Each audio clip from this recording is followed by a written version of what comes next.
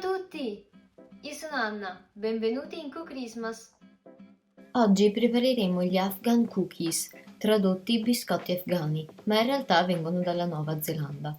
Gli ingredienti sono pochi e il procedimento è molto semplice, ma il risultato è assicurato. Iniziamo sbattendo burro morbido e zucchero fino a renderli un composto cremoso.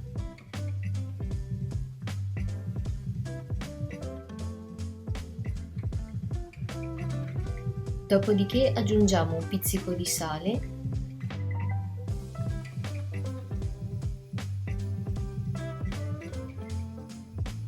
farina setacciata e cacao.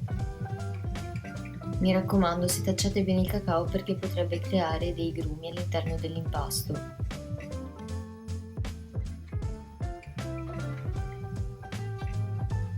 Iniziamo a mescolare tutto con una spatola e quando il composto sarà quasi completamente uniforme andiamo ad aggiungere l'ingrediente che caratterizza questi biscotti, ossia i cornflakes.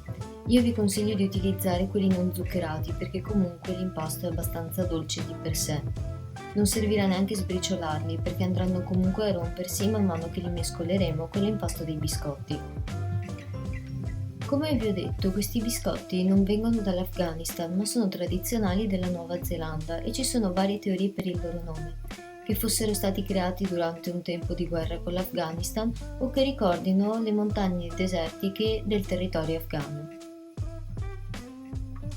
Una volta che l'impasto sarà ben amalgamato, non dovremo far altro che andare a creare delle palline con le nostre mani, o se volete potete aiutarvi con un cucchiaio, e metterle a riposare in frigo per almeno una trentina di minuti, se no rischiate che durante la cottura, con il calore del forno che comunque sarà abbastanza alto, si perda troppo la loro forma. Questo è uno di quegli impasti che potete preparare anche in anticipo per poi congelare e tirare fuori al momento della cottura. Andranno cotti a 180 gradi per circa 10-12 minuti e una volta sfornati e raffreddati il risultato sarà questo. Si saranno un pochino allargati ma non avranno perso troppo la loro forma.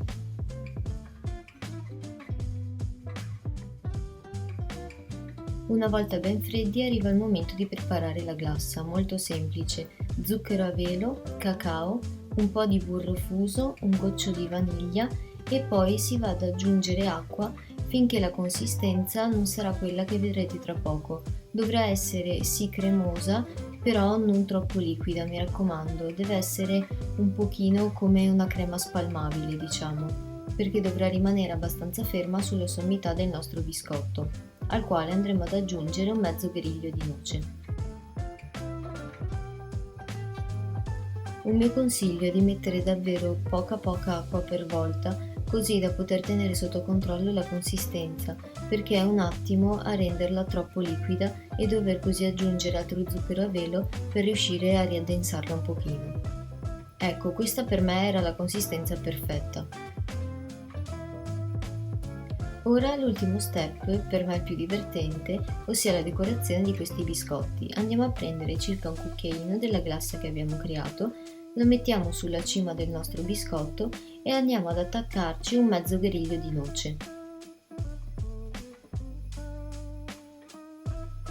Se volete e preferite altra frutta secca potete metterci nocciole, mandorle, va un pochino al vostro gusto, però la ricetta originale richiederebbe grigli di noce. Andiamo a farlo su tutti i biscotti, dopodiché li andiamo a lasciare asciugare a temperatura ambiente almeno qualche ora, finché la glassa non si sarà rappresa e la noce sarà ben solida sopra la sommità del biscotto. Tutta la ricetta la potete trovare qui nel video ma anche in descrizione. E vi lascio anche il link per seguirmi su Instagram.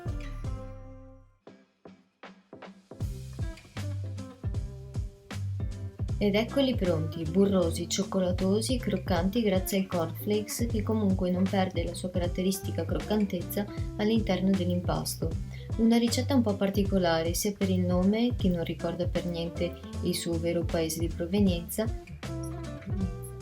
che per la sua decorazione, simpatica quanto unica. A me sono piaciuti davvero molto.